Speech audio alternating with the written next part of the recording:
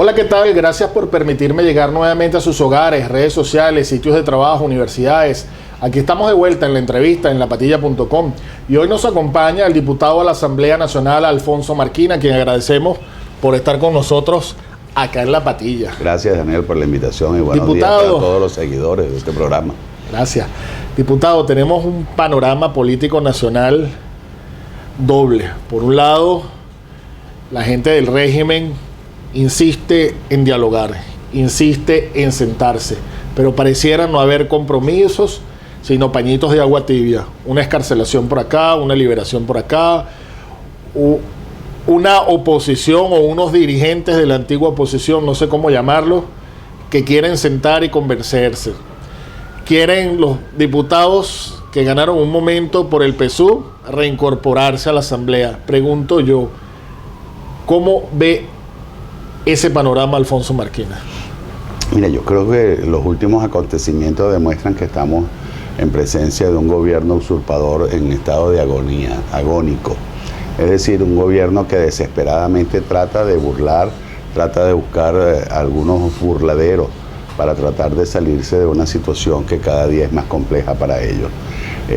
Para nosotros todas las opciones están en la mesa, no solamente un tema de negociación, sino todas las negociaciones posibles, siempre y cuando esas negociaciones vayan con la voluntad, con el compromiso de buscar una solución a la crisis. Y sin ninguna duda, no hay solución ni a la crisis económica, ni a la crisis social, ni a la crisis política, ni a la crisis institucional en Venezuela que no pase por el cese de la usurpación.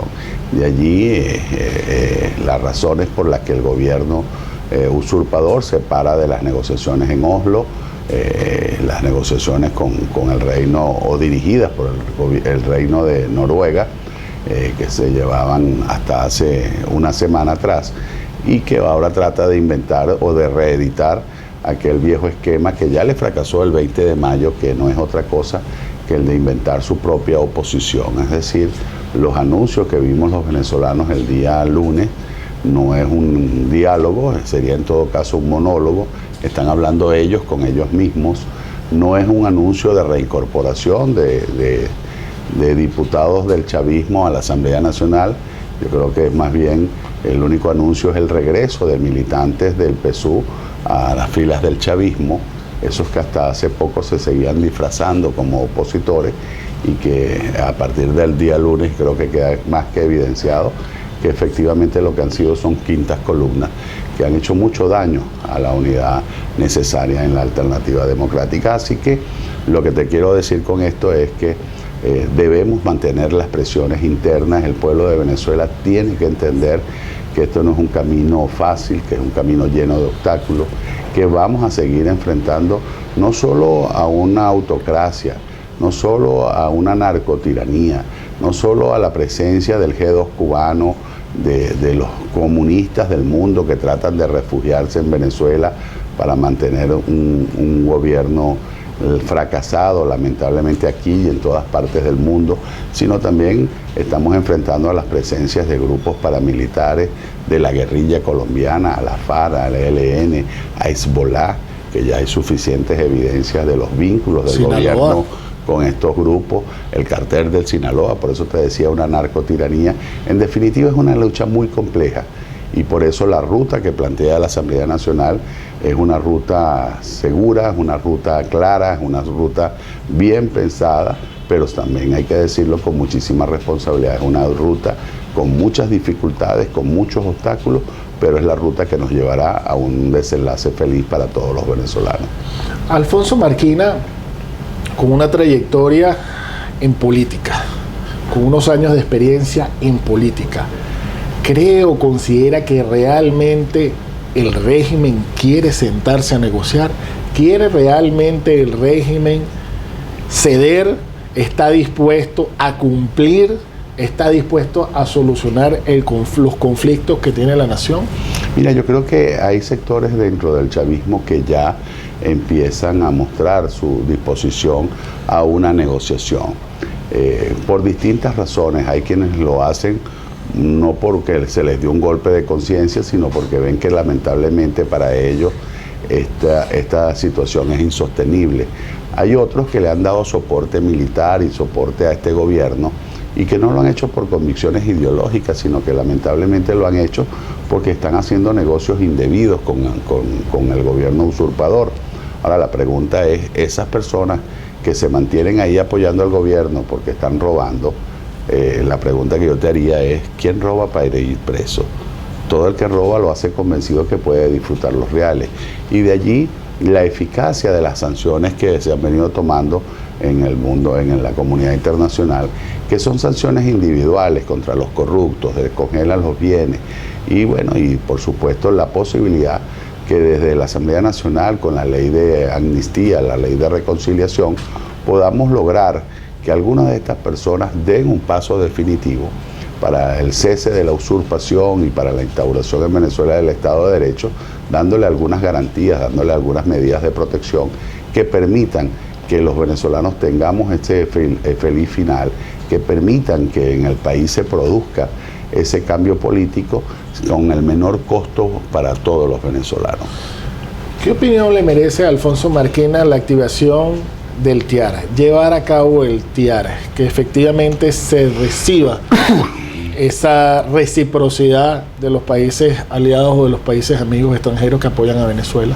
Mira, el TIAR por supuesto que es un tratado que data desde hace muchísimos años, desde el año 49 Venezuela lo asumió, y por supuesto habla de la necesidad de la reciprocidad, de la solidaridad en el caso de intervenciones militares en algún país de la región.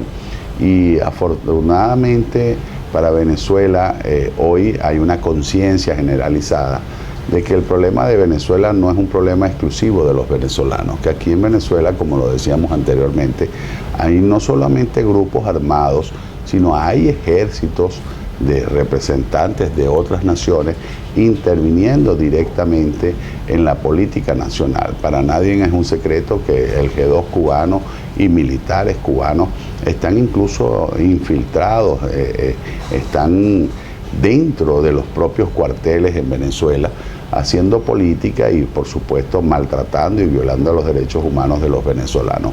Por eso el TIAR le da hoy un soporte jurídico, un soporte legal a todos esos países de América Latina que hasta ahora han venido mostrando una solidaridad y que están hoy obligados por las circunstancias a ir aumentando esos mecanismos de presión contra Venezuela y que en el TIAR consiguen un soporte jurídico, un soporte legal que les permite ir actuando en esa dirección. O sea, ¿sería viable, sería prudente, sería necesaria una intervención militar o una ayuda militar para poder neutralizar todos estos focos perturbadores de violencia, de violaciones de derechos humanos, de crímenes de lesa humanidad? Daniel, el TIAR no es solo un mecanismo de acción militar. El TIAR tiene una serie de pasos, tiene una cantidad de mecanismos que permiten aumentar las presiones para tratar de darle solución a los problemas que se puedan presentar en un país miembro de la región. La acción militar, por supuesto, está prevista, pero sería la última opción.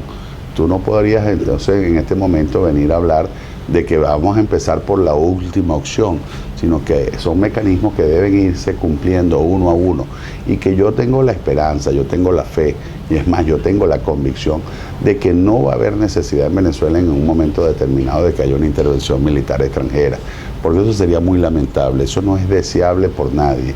Nadie en su sano juicio puede desear que venga acá a plantearse una guerra, porque las guerras no distinguen entre unos y otros.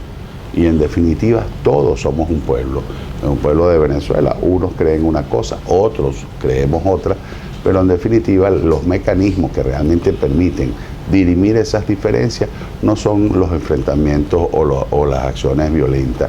Los mecanismos que realmente permiten dirimir nuestras diferencias son los mecanismos democráticos, las elecciones, y eso es lo que debemos estar buscando y apostando todos los venezolanos. Es necesario el cambio, obviamente, de una directiva del Consejo Nacional Electoral. Y es verdad, yo creo que los ciudadanos quisieran salir de este conflicto país por la vía electoral. Lo que pasa es que, como usted nombraba, hay varios focos de violencia, varios focos de perturbación que cuesta mucho creer que pudiésemos salir de una manera tan fácil de estos conflictos. Sin embargo, al ciudadano de a pie, ¿cómo convencerlo? ¿Cómo decirle que hay que llegar a ciertas negociaciones, que hay que dar amnistía a ciertas personas? A aquellos que colaboren, que contribuyan, que den un aporte a la solución pacífica de la crisis. No es que es una amnistía donde borrón y cuenta nueva, donde todo el que ha cometido algún hecho de corrupción o ha cometido algún tipo de delitos menores, tú los vas a perdonar, no. Sería aquellos que en primer lugar no hayan cometido delitos graves, que no hayan cometido delitos de violación de derechos humanos y que por supuesto en este momento que la patria lo exige, den un aporte, den un paso al frente para que toda esta situación de crisis se solucione en los mejores términos para Venezuela. El régimen está dando acciones como la que vimos ayer, la excarcelación del diputado Zambrano. Sigue privado de su libertad Juan Requesens.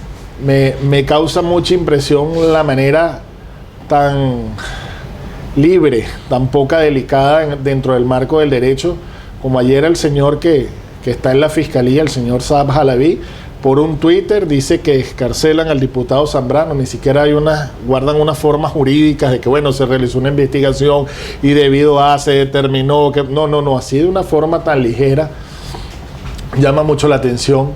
Quisiera saber, los diputados ya están cobrando nuevamente, el gobierno va a devolver los recursos a la Asamblea Nacional, van a seguir dando ese tipo de consideraciones que además es un derecho, ¿no?, que deberían tener los parlamentarios. Estas muestras o estos actos que está haciendo el régimen, ¿cómo son tomados por ustedes, por los opositores o por los parlamentarios legítimamente constituidos en Venezuela? Bueno, lo primero que tengo que dejar constancia es mi satisfacción, mi alegría, porque mi colega, mi amigo Edgar Zambrano hoy esté nuevamente con su familia en su casa, pero no por eso creo que haya algo que agradecerle a este régimen. La forma ligera, como tú lo acabas de señalar, irresponsable como fue liberado, no compensa también la forma ligera e irresponsable como fue privado ilegalmente de su libertad. El hecho de que ayer haya sido liberado del secuestro en que se mantenía no está resarciendo de ninguna manera todos sus derechos humanos y los de su familia que fueron violentados durante estos meses. Pero además estamos hablando de un solo venezolano. ¿Y dónde están la libertad para los otros 578 presos políticos que hay actualmente en el país? ¿Dónde está la libertad que realmente es importante, que es la que queremos para todos, que es la libertad de un pueblo que hoy se ve sometido a la violencia, a los excesos, a los abusos, a las presiones indebidas por parte de un gobierno que pretende perpetuarse en el ejercicio del poder? Así que yo no veo esto como una señal positiva, lo que ocurrió el día de ayer. Yo lo que veo es la ratificación de que en Venezuela no hay Estado de Derecho, de que hoy podemos ser detenidos o privados o secuestrados y mañana también ser liberados cuando ellos les dé la gana, de acuerdo a sus conveniencias políticas del momento. Así que aquí la lucha no es para que nos liberen a un preso político, ni siquiera a Edgar o a Juan Requesens o a cualquier otro diputado de los que se encuentran hoy violentados sus derechos, sino que aquí la lucha es para lograr la libertad de Venezuela y es en lo que hay que seguir insistiendo. Diputado. Ya el régimen en el pasado, Daniel, ha utilizado esto como una especie de carrusel. Por un lado liberan a uno y por el otro lado detienen a otros, ¿no? Como que jugando a una especie de intercambio de prisioneros. Aquí la verdad ya ese mecanismo no funciona. Aquí lo que queremos es la libertad para Venezuela. Tú hablabas de algo importante. Aquí no se trata de convencer a la gente de que hay una salida fácil. Todo lo contrario. Hay una salida, pero es una salida difícil, es una salida llena de obstáculos, de dificultades que tenemos que vencer porque vale la pena vencerlas. Porque y además que requiere la participación de todos. Nos todos. pertenece a todos y debe ser un compromiso de todos, no de Daniel como comunicador ni de Marquina como político, sino a todos y cada uno de los ciudadanos nos corresponde aportar en la dirección de lograr esa libertad que tantos aspiramos los venezolanos. Diputado, ya tenemos que ir despidiendo la entrevista, pero quisiera hacerle dos preguntas puntuales. ¿Qué le espera al ciudadano en el último trimestre del año? ¿A qué nos podemos enfrentar? ¿Cuáles son las vicisitudes que vienen? ¿Cómo salir de eso? ¿Y cuál debería ser la corresponsabilidad entre los políticos y sus ciudadanos? Y la otra pregunta es más de título personal. Usted perteneció en algún momento al Partido de Acción Democrática, en algún momento cruzó palabras o quizás almorzó o convivió con el profesor Claudio Fermín, lo llamo profesor porque fue mi profesor en la carrera de Derecho, y me gustaría saber cuál es su postura sobre la actitud del profesor Fermín en este momento. Mira, la primera pregunta, lamentablemente la respuesta es mayores dificultades. Veremos a final de año una inflación nuevamente desatada, muy por encima de lo que hasta ahora hemos vivido. Es decir, la inflación se va a potenciar de manera exponencial en virtud de que es necesario que se dé un aumento general de sueldos y salarios. No puede el venezolano seguir viviendo de un salario de menos de $2 al mes. La inflación en el último mes ha estado por encima del 60%. Estamos hablando de que ya hoy el salario mínimo no alcanza ni para medio cartón de huevo, o representa quizás unos 400, 500 gramos de carne de res. En definitiva, es necesario un aumento general de sueldos y el sector público para financiarlo va a seguir emitiendo dinero inorgánico y con ello seguirá aumentando. La escasez va a ser muy fuerte a finales de año. ¿Por qué? Porque por un lado no tenemos las divisas necesarias para importar, no hay financiamiento externo, no por sanciones, sino porque tenemos un gobierno maula, un gobierno que no paga desde septiembre del año 2016, y si tú no pagas no te van a dar nuevos créditos. Y eso es lo que está pasando en Venezuela. Entonces no hay importaciones y la producción nacional va a caer drásticamente, pero producto de que, entre otras cosas, se perdió el norte verano. Pues no llegó, digo se perdió porque no llegaron las semillas, no hubo importación de los agroquímicos, de fertilizantes, y en definitiva se está sembrando cerca del 20% de lo que se ha sembrado en años anteriores. Entonces, si no hay importaciones y no hay producción nacional, lo que podemos decir es que va a haber mucha más hambre de la que ya está pasando el pueblo de Venezuela. Por eso la solución a la crisis no está en otra que no sea el cambio político que permita el cese de la usurpación para que se puedan nuevamente abrir los caminos de la producción, de la productividad, para que los venezolanos podamos ir mejorando poco a poco nuestra calidad de vida. Y con respecto al profesor Claudio Fermín, mira, por el afecto y el respeto que en algún momento le tuve, yo prefiero reservarme lo que en este momento estoy pensando de él. Así que se lo dejo más bien al pueblo de Venezuela, que cada uno juzgue a cada uno de nosotros por nuestras actuaciones. Y la historia se encargará de poner a cada quien en el papel que les tocó jugar en este momento. ¿Comeremos hallacas con alegría este año? Mira, esa es una pregunta que todos los días me hago y trato de no responderla para no ponerle un término a esta lucha. Porque el día que uno dice esta lucha es hasta tal fecha y llega la fecha y no se ha logrado, entonces lo que queda es la frustración, el desaliento, la desmovilización. Así que yo todos los días lo que me pregunto es qué voy a hacer por Venezuela, no hasta cuándo voy a hacer por Venezuela. Todos los días habrá que luchar, lograremos el cese de la usurpación y en ese momento el compromiso será de mayor trabajo, de más unidad a la que en este momento tenemos, porque reconstruir a Venezuela del estado deplorable en que nos lo van a dejar va a requerir de mucho esfuerzo y de un esfuerzo unitario. Es decir, hoy es una obligación mantenernos unidos, pero el día de mañana cuando ya estemos en libertad, será mucho más obligante mantener la unidad de todos los venezolanos. Perdón la imprudencia. ¿Conoce de deporte Alfonso Marquina algo? Sí, cómo no. ¿Cómo se preparan los Cardenales de Lara? Para ser campeones nuevamente. Muchísimas gracias, Alfonso Marquina, diputado de la Asamblea Nacional, que estuvo con nosotros acá en La Patilla. Ya ustedes lo escucharon, saquen ustedes sus propias conclusiones. Trabajamos para ustedes en este espacio Juan Peraza, Stephanie Carvajal, y que tuvo el placer de haberlos acompañado, Daniel Guillermo Colina. Será hasta una próxima oportunidad. Que tengan una feliz semana.